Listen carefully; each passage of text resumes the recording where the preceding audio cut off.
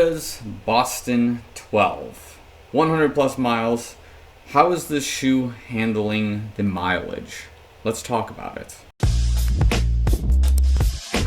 So before we get into the video, make sure you like the video, subscribe to the channel if you're already subscribed watching this content. Thanks so much, I love you guys a lot. Make sure you follow me on Instagram and Strava for all sorts of other updates. Without further ado, let's begin. Specs for the shoe somewhere up here, wherever it fits, and it doesn't contrast with the background. But yeah, let's kind of kick it off immediately with some of the important pieces of the shoe from my reviews, which is the outsoles. So here we go. This is our left foot at 100 plus miles deep. And you'll probably notice as we're going through this review that I did skip the 50 plus mile review, mostly because I did buy these shoes while I was out during my Silco training camp. I didn't have a whole lot of time to just, sit down and more or less kind of record the vlogs for whatever reason. So I was just busy. I was recording some other things. We'll get some more content up for that later on. But in the meantime, let's kind of just talk about what we see here. So immediately right off the rip, I guess we'll start off with our right foot, just on some of the items I see.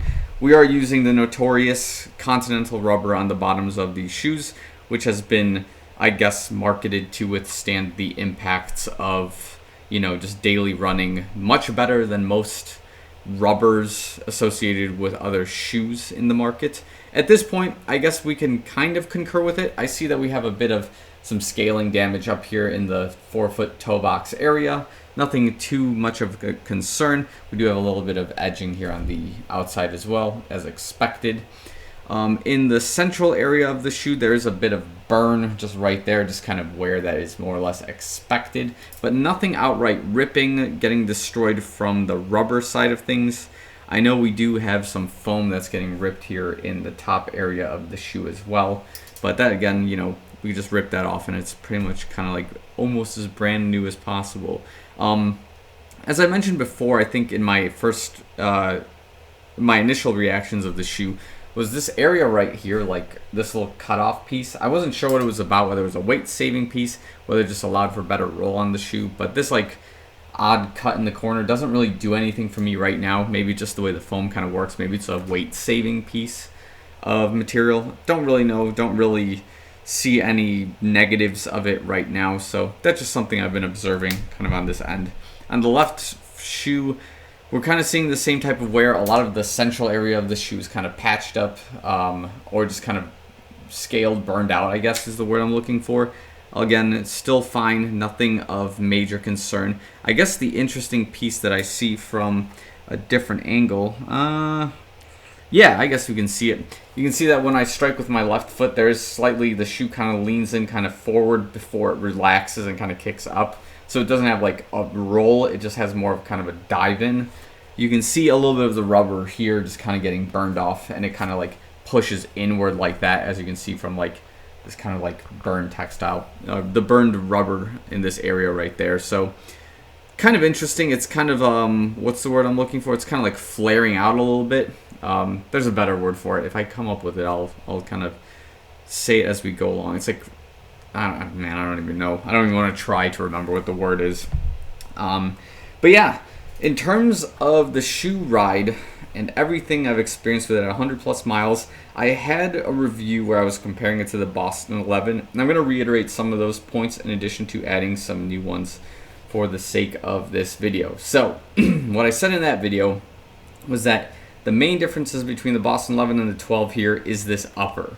And now the upper has a few pros and cons at this point in time, which I mostly dislike than enjoy, okay? So the upper here is a lot flimsier, a lot more breathable, and has a little bit more flexibility than the 11, but that comes with a lot of downsides. And one of them is that the Boston 11 had a streamlined fit to it, that once you were locked in the shoe, you were gonna have a really good ride with it. Whereas here, the shoe it loosens up after a little while in your run, and you have to re-tie yourself into the shoe once again, whether it's like before your run or like before you start your run when you first tie it in, or if you're like a half mile in and the shoe is loosened up because of different pieces going on. So there's a couple of things that happen as a result, right? First of all, the upper does kind of move around a little bit. That's the first piece to address in terms of why the shoe loosens up. The second is the tongue of the shoe as well. It's not as sturdy as the Boston 11's tongue, and it's actually just like one layer of like this felt material, more or less. It feels like somebody just cut it out with like scissors and just threw it in, and they were just like, hey, this is the tongue of the shoe.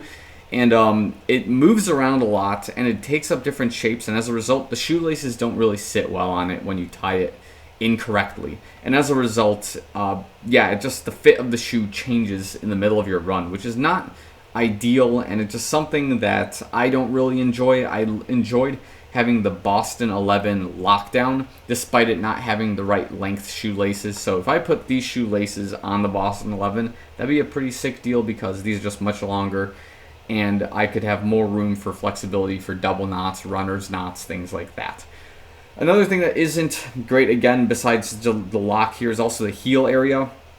There is still like okay material in the heel, but I do feel a little bit of heel slippage in this shoe as a result of the lock in the upper material not being so great. So that's just something, again, noticed, didn't really enjoy, and it's just, something I kind of dislike. But again, the pros kind of sit as they do in terms of the foam, carbon, or plastic claw plate choices in the shoe. Those pieces are still okay, still enjoyable. The problem there is that because the upper doesn't mesh well with the materials being used in the foam, it's hard to utilize the foam and the plastic plate to their highest potential as a result, because you don't have that lock where, you know, your toes are like in the plastic claw and you get that rebound effect from the shoe. It's just constantly moving, and you're not getting the right spring effect from this shoe that it should be giving you, as more of like, you know, your easy to tempo to threshold style type of running shoe. And you could use it on race day as well, should it be the case, because the Boston 11 has been reported as being used as a race day shoe for like the half marathon, understandably so, based on what I've kind of said about it before. So at this stage in the game, like, I'll still use this shoe. It's not necessarily my first choice of speed running for like, you know, a track workout or anything like that. It is still a good shoe for like my easy runs, for treadmill workouts. It's not a super brutal shoe to run in. It's got a little bit of cushioning. It's got enough softness to it where, you know, you're not going to be hurt while running in this thing like most carbon plate trainers typically are, because those shoes are, you know, valuing more speed and turnover rather than comfort and stability in this kind of case. So there's a little bit of mix of everything here in the Boston 12, and I think that's maybe what Adidas was trying to accomplish here, was a better balance of comfort, stability, but also speed and these other items. But as a result, they've lost a little bit of the speed, and they've created some kind of instability with the shoe as a result of having this upper be way too flimsy and just not sitting well on the runner's foot, at least in my case, you know what I mean? So yeah, that's probably the main takeaways of the shoe at 100 plus miles deep. Again, it is holding up well. The Continental rubber is not doing bad on the shoe. The upper on this shoe isn't ripping nearly as much, and I guess that's the what is it? It's the trade-off of having a flimsier upper, is that it's not going to tear at like 150 plus miles like my previous shoe or the Boston 11 did. So that's just something that's kind of a plus, is that the longevity of the shoe is much greater than the Boston 11 for me at this point. So, overall thoughts, it's not better than the Boston 11 overall, but it has its perks in terms of having a more balanced type of ride, and the shoe will last you a while, and it seems to be fairly comfortable, a little bit more comfortable than the Boston 11, but if you're looking for speed, this might not be my first choice as of right now. So I'm not mad at the shoe, but I'm also not impressed by it. Let's put it that way, kind of as a summary. So if you agree or disagree with the assessment, let me know in the comments below. If you have the Boston 12 and have a different experience or something along those lines, let me know. Maybe I'm missing something here that you guys have been utilizing better with the shoe, and as a result, you have a much better experience with it. So yeah, without further ado, I'll leave the review here. Thanks so much for watching. I'll see you guys in the next one.